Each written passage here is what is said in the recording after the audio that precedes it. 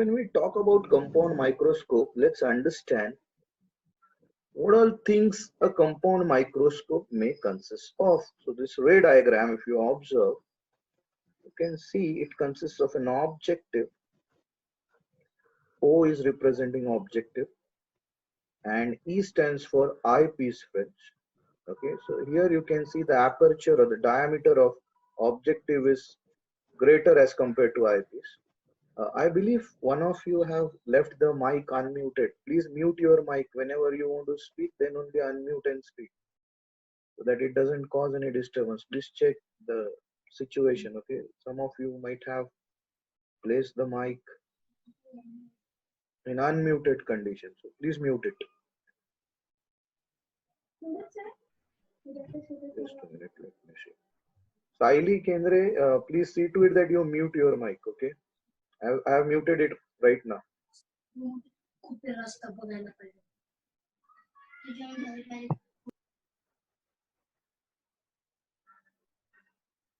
Okay, fine. Now here in this case, you can see objective will have a lesser diameter or aperture, whereas the eyepiece will have comparatively greater diameter. Now U stands for the object distance and say H is the height of that object. Now three rays coming out of these object, one moves parallel and after refraction it will move down like this, and then one goes undeviated through optical center and they two meet and they form an image of height H dash over here. Now where the image is formed would be the focal length of eyepiece. You can see the focal length of eyepiece adjusted on that image. Now this image acts as an object for eyepiece, and then this eyepiece will, create an image of greater height, say H double dash over here. So this is how a small heighted object is being magnified to the height A dash, A double dash, B double dash, so far as the microscope is concerned, friends. The important thing to be noted over here is, the eyepiece and eye, they are very close to each other because you want to view through eyepiece. Therefore, eyepiece and the eye lens, they are to be considered as, very near to each other.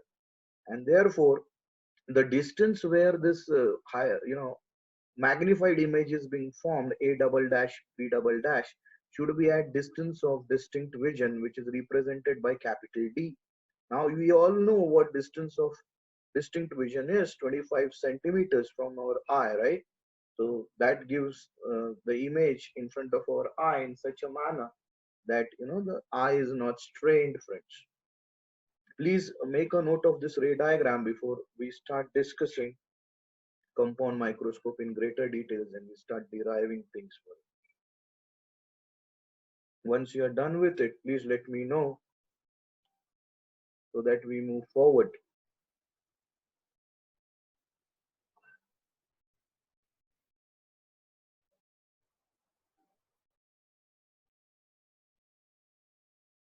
Okay, so most of you say done. Let's move ahead then. Just give me a moment where I can share a different screen with you people. You can just have a look at it.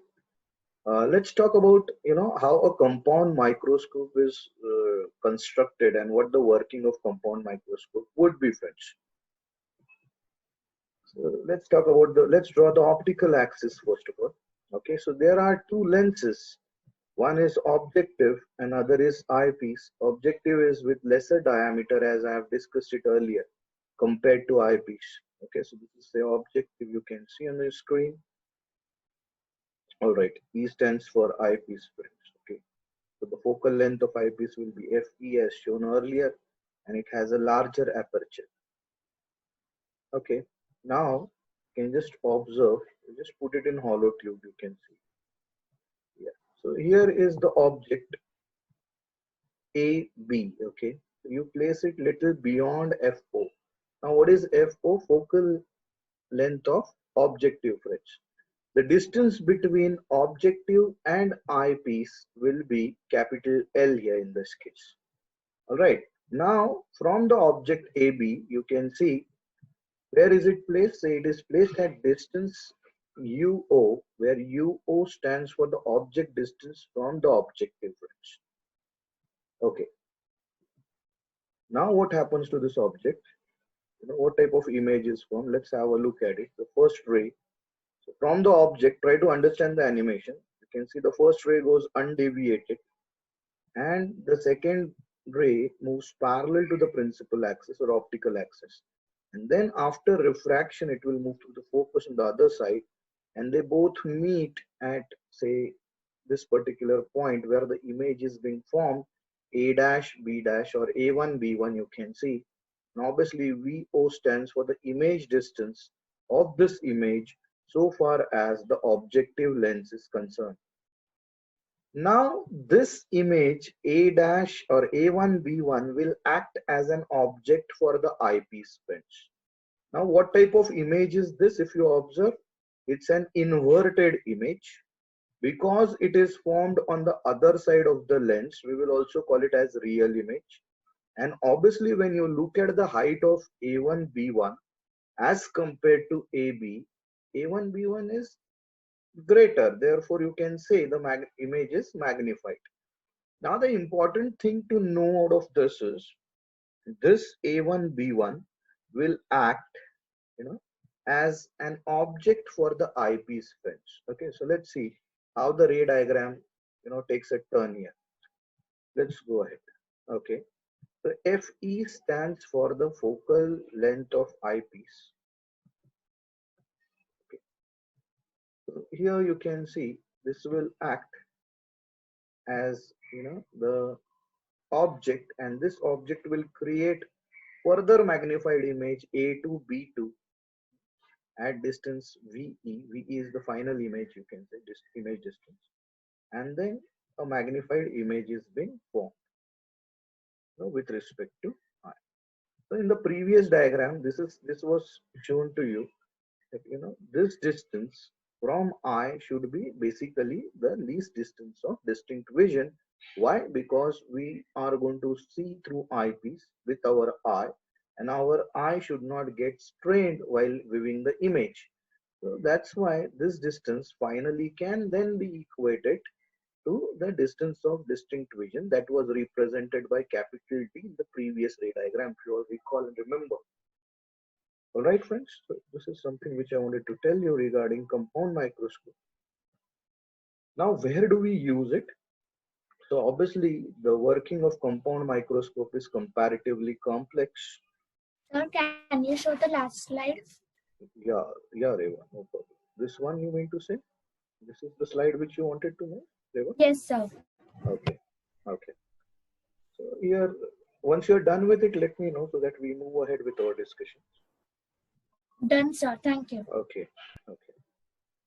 So what I wanted to tell you regarding compound microscope is mostly regarding its uses. Where do we use it? So we all know we use compound microscope to observe minute objects. Now, which minute objects? Like blood corpuscles, plant cells, bacteria, etc., which cannot be seen by naked eye, basically.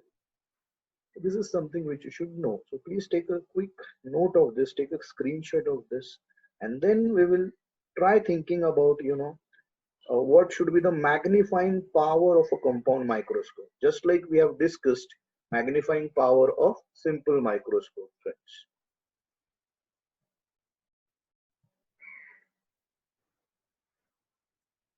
Once you are done with it, let me know. Yeah, so most of you say done.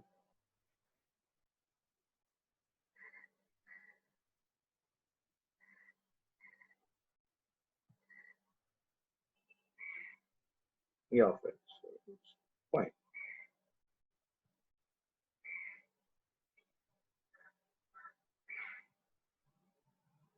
So let's move ahead then.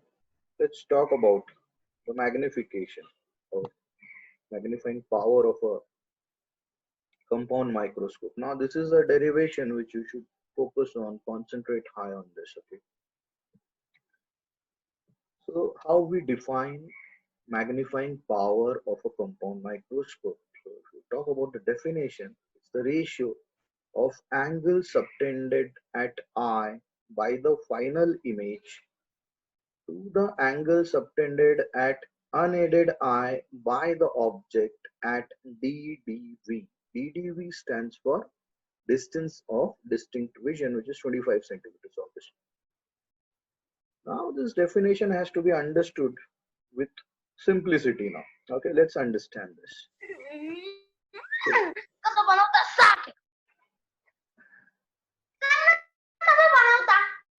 Ayush, please see to it that you mute your mic. Okay, so that doesn't create any disturbance in our session as well. Yeah, so hopefully that does not occur again. Yeah.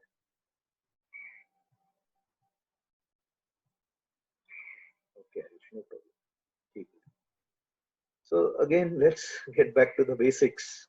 Yeah, magnifying power of compound microscope, very critical derivation, friend. One has to be very alert in understanding this. Okay, is defined as the ratio of angle subtended at eye by the final image to the angle subtended at unaided eye by the object at DDV. DDV stands for distance of distinct vision. Now when I'm saying unaided eye, that means you are not looking from microscope. At that time, whatever that angle would be subtended, we are talking about that angle. Okay, so let's understand it in simplified manner, you can say. So here we are considering an object which is at a distance of distinct vision D from the eye and can be seen directly. Can be seen directly means with unaided eye, you can see. Let's move ahead. I'll show you in form of a diagram over here. Say for example, this is the object I'm talking about, AB. And obviously if I view this object without compound microscope, then this object will subtend some angle with respect to my eye. If that object is kept at distance of distinct vision D and the angle subtended is alpha. So this alpha we are talking about. Okay, so we will talk about this alpha first. Before I move ahead further, please tell me once you are done with it. Before I move ahead, please make a note of this. Okay, this is what I mean by saying the angle subtended at eye by the final image to angle subtended at unaided eye by the object at DDV, distance of distinct vision. Okay, so most of you say done. Let's move ahead then. Okay, we are defining, we are trying to put an equation for magnifying power of a compound microscope, friends. So let's move ahead then. So we have got one angle over here. Let's see how we work it out. Okay, friends. Yeah. So according to sign conventions, again you look at this. Okay, sign conventions we are following. Tan alpha. Now you talk about this angle again. Tan alpha will be opposite side upon adjacent side. But then when you are measuring opposite side, you are measuring this above principal axis, therefore positive. But when you are measuring this D, you are measuring it on the negative x-axis, and therefore it will be negative. So you can see tan alpha will be AB by D so far as the magnitude is concerned. Alpha is very small, so you can consider tan alpha approximately equal to alpha. So that means alpha can be equated to AB by D, where D stands for distance of distinct vision, if you all remember this way. Okay, please make a note of this. So I got one angle, I have to get another angle so that I get the expression for magnifying power of a compound microscope as per the definition. So before we move ahead towards that, once you are done with it, please acknowledge in the chat section.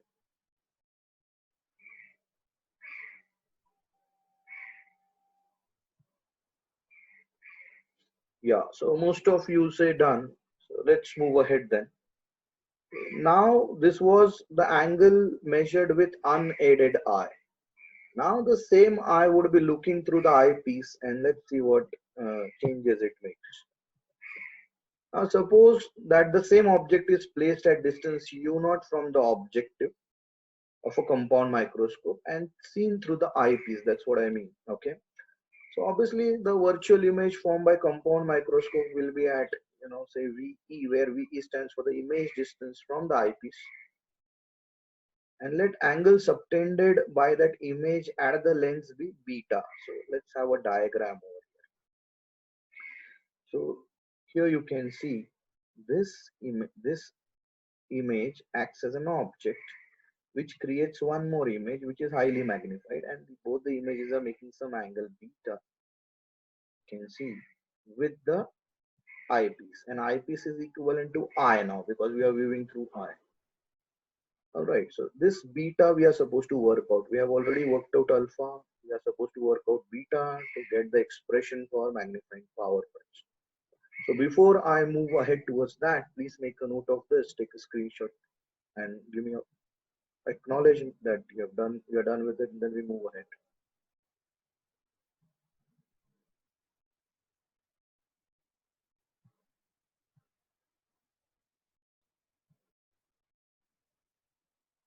Yeah, so most of you say done.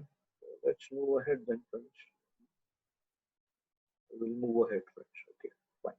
Now the interesting thing is we have worked out what the equation for alpha would be, and I've shown you in the ray diagram how alpha is to be estimated. The important thing here, we want to apply trigonometry and we want to work out beta.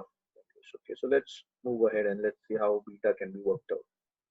So tan beta then can be given as a1 b1 upon u e, you can see. So beta is again small, very small. So tan beta is approximated to beta. So obviously beta then will be a1 b1 upon ue. So let these equations be very clear to us. Now eye is very close to the eyepiece. Therefore beta can also be regarded as the angle subtended at eye only, because eyepiece and eye will be one and the same. When you are viewing through the eyepiece, the eye can be equivalent to the eyepiece in that case. So hopefully things are pretty clear till here. So how we define magnifying power then in that case? Just give me a moment, there's some doubt being raised.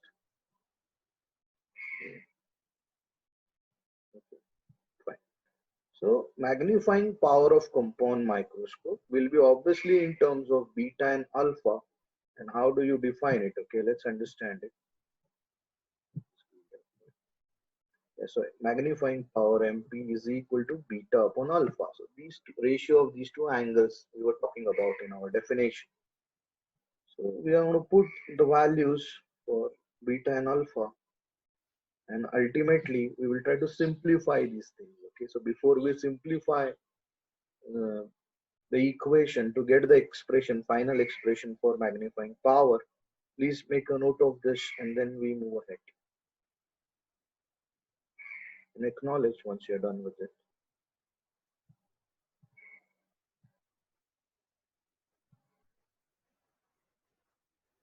Yeah, so most of you say done. So let's try to simplify it further, friends. Okay. So here, if you observe this, a1 b1 upon ue can be then represented in this manner: a1 b1 upon ab multiplied by d upon ue. Now ab is the object, height of the object. A1 b1 is the height of image. ue is the object distance for eyepiece. D is the distance of distinct region as per our concept. So for objective lens, you can see A1 B1 upon AB is nothing but size of image to size of object. So can I say then this can be equivalent to the distance of image to distance of object as per the similarity of triangles if you observe the ray diagrams. And then this can be equivalent to the distance image to object, distance of image to distance of object. So that is v naught to u naught, where v naught stands for image distance so far as the objective is concerned, U naught stands for the object distance so far as the objective is concerned. So in general, this represents the linear magnification produced by objective. And say ME will stand for magnifying power of eyepiece in this case. So now what I mean to say is, from this entire stuff, A1 B1 upon AB can be represented as V0 upon U0, which is nothing but the linear magnification of objective. So let's move ahead. So magnifying power of compound microscope, again let's get back to equation 1, can then be represented as, now instead of A1 B1 upon AB, which is then represented as V0 upon U0, which is further represented by MO, where MO stands for magnifying power of objective lens, multiplied by the magnifying power of eyepiece, which is given by distance of distinct vision to U. This is how it has to be worked out, friends. Okay. So ultimately, when I talk about magnifying power of compound microscope, it is nothing but the product of magnifying power of objective and magnifying power of eyepiece. So the one term will lead to magnifying power of objective. The other term will lead to, as per the trigonometry, you can check out the ray diagrams later, D upon U will lead to the magnifying power of eyepiece.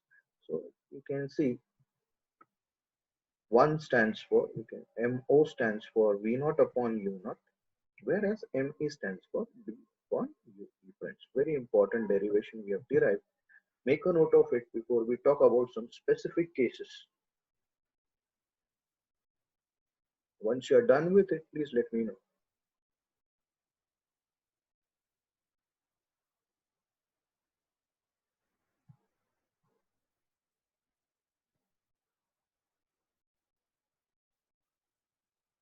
Yeah, most of you say done.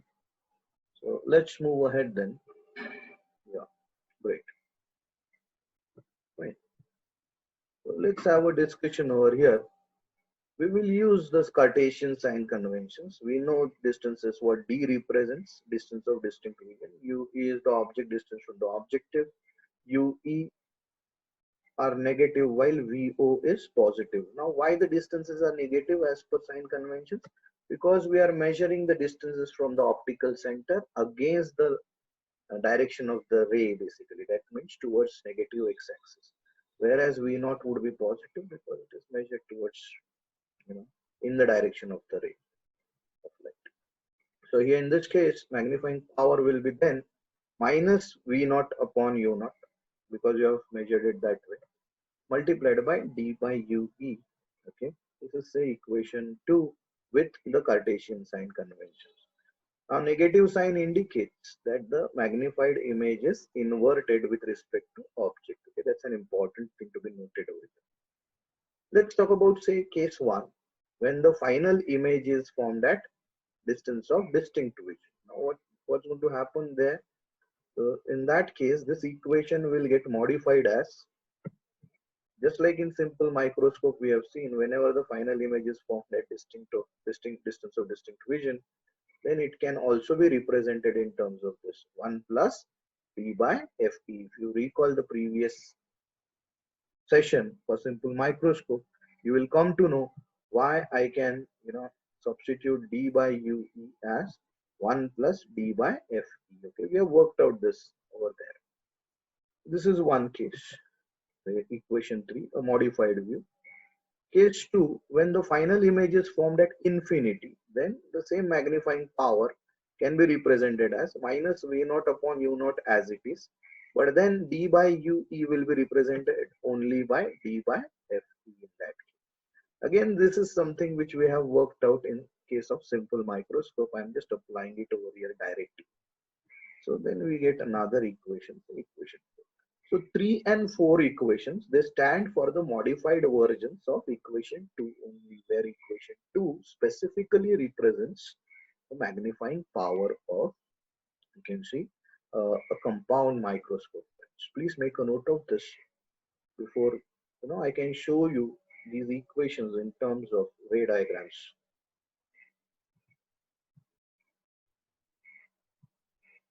Yeah. most of you say done. So let's move ahead then. Just give me a moment.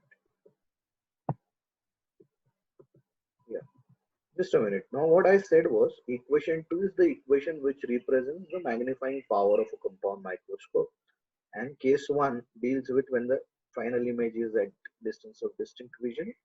The formula gets modified as equation 3. If the image is formed at infinity, the formula gets modified as equation 4. So the same thing can be represented in terms of ray diagram, friends. Just a minute, which I will show you here. Just share a slide with you people. Yeah, the same diagram I'm talking about for two different cases.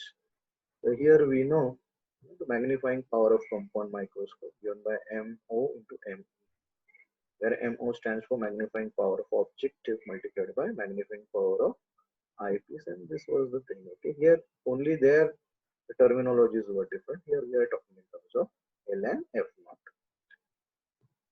Okay, now you can see this formula.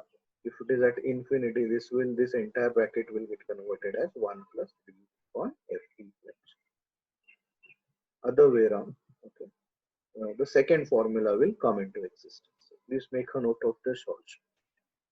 So that we finalize today's session so far as